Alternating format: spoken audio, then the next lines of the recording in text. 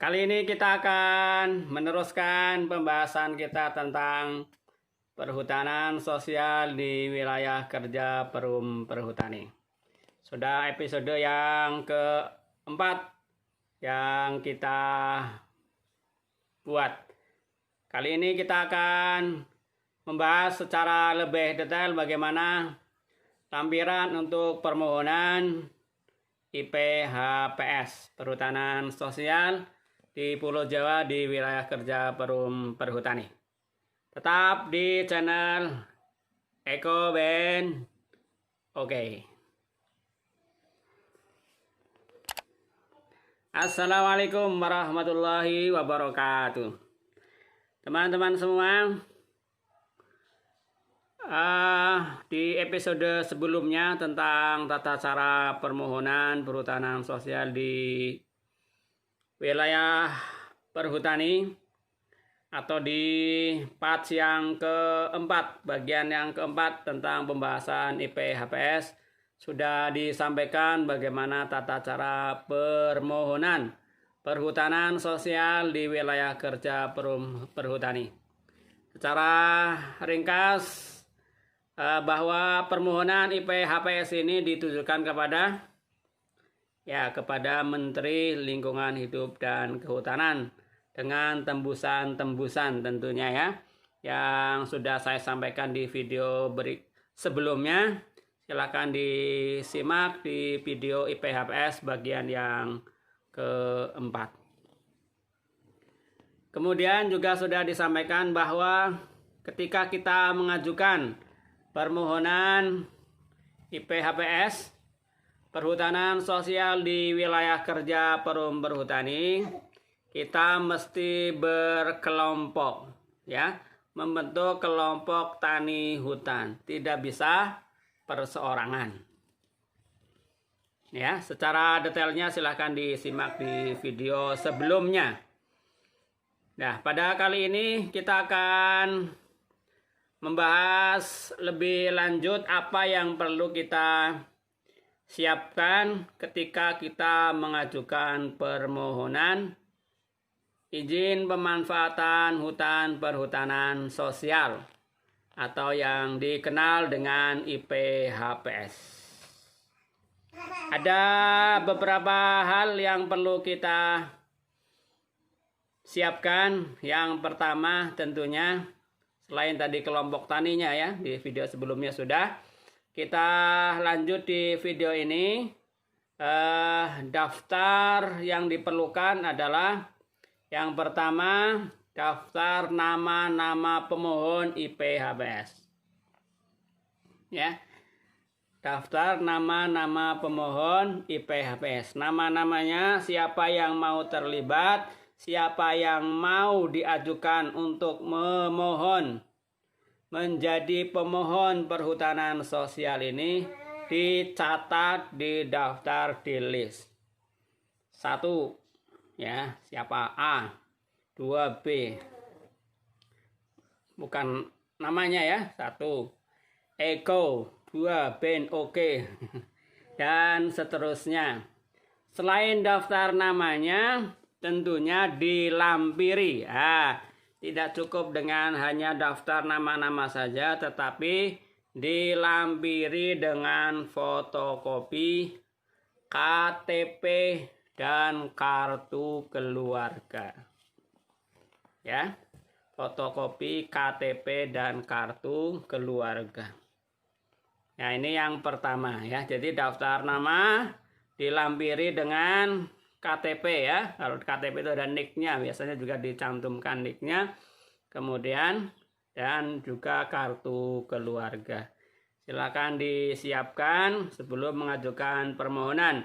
Nanti kalau sudah lengkap bisa diajukan permohonannya.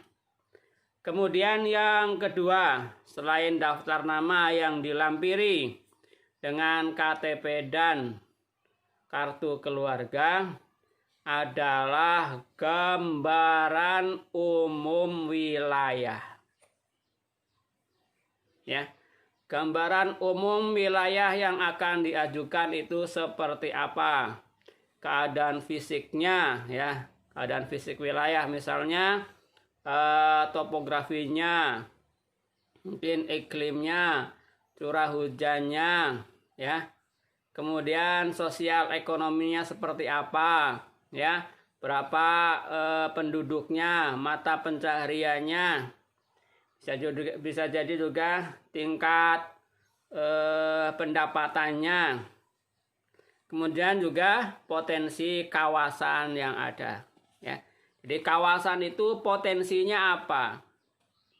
Misalnya di situ potensinya adalah untuk wisata atau jasa lingkungan. Ya, silakan dicantumkan wisata apa, ya. Atau misalnya potensinya adalah yang ada misalnya kayu-kayuan, ya.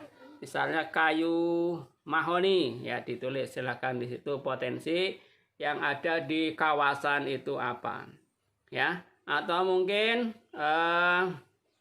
karena banyak pohon, banyak bunganya, misalnya potensinya adalah potensi lebah madu, ya. Silakan digambarkan situasi umum wilayah yang ada dalam mengajukan permohonan, ya.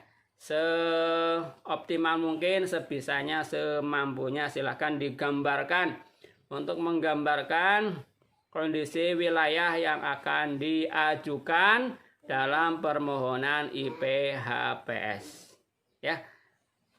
Itu yang kedua, ya. Jadi sudah ada dua hal yang perlu disampaikan, perlu dilampirkan. Jadi yang pertama adalah daftar nama yang sudah dilampiri dengan KTP dan NIK dan kartu keluarga.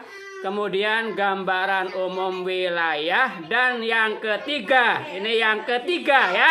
Yang ketiga adalah peta areal yang dimohon, ya. Jadi yang ketiga adalah peta areal yang dimohon, itu silahkan di lampiran petanya, ya. Petanya seperti apa silahkan dilampirkan, ya.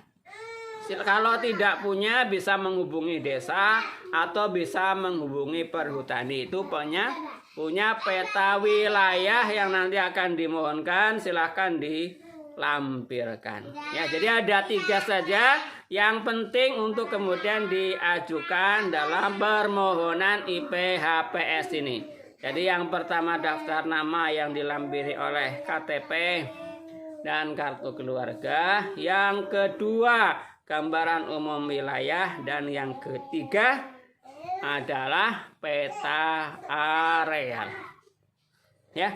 Kemudian ini ada syarat tambahan yang perlu diperhatikan, ya.